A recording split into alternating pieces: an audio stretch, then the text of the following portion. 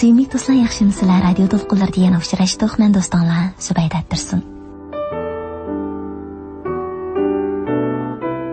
Bugun aziz do'stlarim bilan o'rtoqlashmoqchi bo'lgan temam hayot yo'limizdagi bundaq 3 xil odamni qadrlaylik.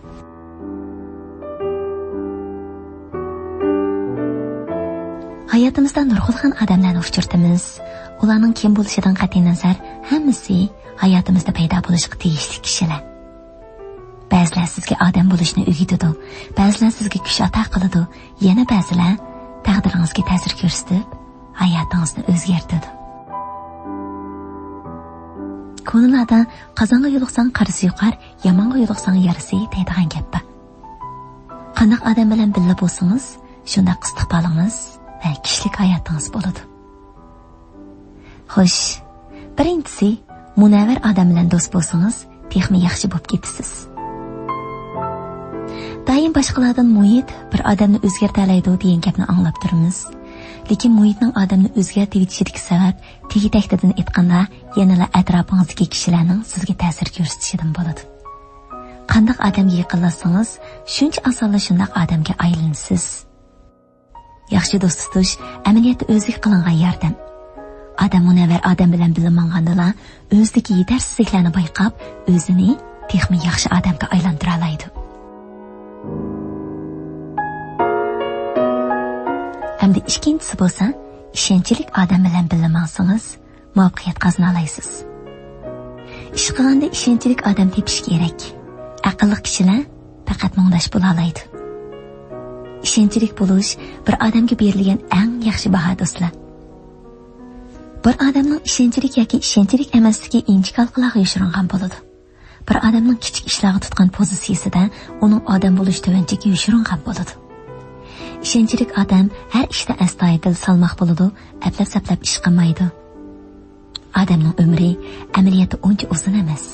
Shunday bo'lgan ekan, qolgan umrimizda bo'lsa-mu, ishonchli, puxta odamlar bilan birga mengib, agar yo'lni oz mengib, eng yaxshi natijani qo'lga keltirishimiz kerak.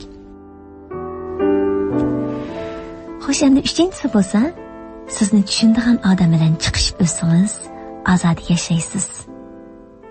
Odam bilan odam o'rtasida muhabbat va yaxshi ko'rish oson, faqat tushunmak eng tez. Bir odam umrida nurg'ulg'an odamlar bilan uchrashadi, lekin bilish nisbati nihoyatda tuvan. Shunga sizni tushunadigan odamni uchirtish haqiqatan bektas do'stlar.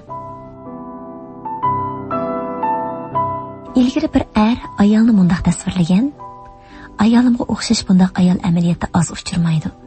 Umumlashtirish tipiga tava bo'lishi mumkin, lekin mening qalbimda faqat mushu bir xil nusxali bor. Qaytirishga, almashtirishga bo'lmaydi. Nima degan ta'sirli gap do'stlar? Demak, sizni tushunadigan odam sizning xushallik va qayg'ungizni tushundi. Sizning demoqchi bo'lgan gapingizni tushundi. Siz demagan dardlaringizni tushunadi. Sizni tushunadigan odamning oldida yasolmalik qilishning, yoshirishning, besim qilishning hojati yo'q. Faqat eng haqiqiy o'zingiz bo'lsangiz bo'ladi. Chunki u sizni tushunadi, shunga u sizni texmi qadrlaydi. Albatta, ana shunday sizni tushunadigan odam bilan aralasangiz, erkin ozod yashaysiz. Oxirida suyimli do'stlarim deydiganim shuki, bir umr nihoyatda qisqa. Odam bo'lish haqiqatan jafoliq.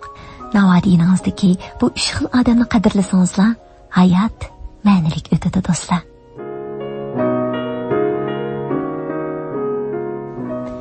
Demak, munavvar kishilar bilan do'st bo'lsangiz, texmi yaramliq bo'la olasiz.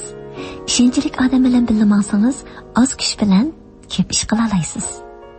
Sizni tushunadigan odam bilan chiqishib o'tsangiz, hayot sizga xushallik ato qiladi. Shunga hayotimizga ana shunday kishilarni qadrlaylik.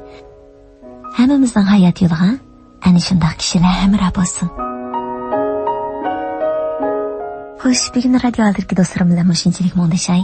Navadiyo qarqimiz malakiyoningizga yoqqan bo'lsa, do'stlaringizga taqib qo'ying va do'stlarcha mirkidan baharlab qo'ying. Texmi ko'p do'stlarimiz baharlansin. Men do'stinglar Zubayda Tursun.